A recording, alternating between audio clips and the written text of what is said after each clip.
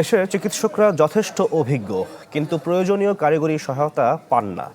ঢাকা বিশ্ববিদ্যালয়ে এক অনুষ্ঠানে এই মন্তব্য করেছেন স্বাস্থ্যমন্ত্রী সরদার মোহাম্মদ সাখাওয়াত হোসেন। তিনি বলেন, প্রতি 12,000 রোগীর জন্য একজন চিকিৎসক কাজ করার সত্ত্বেও রোগীদের সর্বোচ্চ সেবা দেয়া হচ্ছে।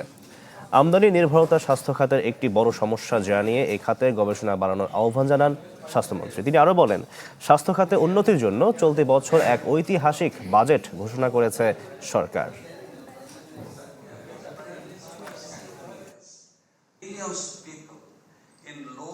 Our people can do. We know how to fight, as we fought in 1971. But the only lack of drive and initiative, support to our own people to build up the nation in a new manner with new inventions. We don't know how to export the scientific equipments.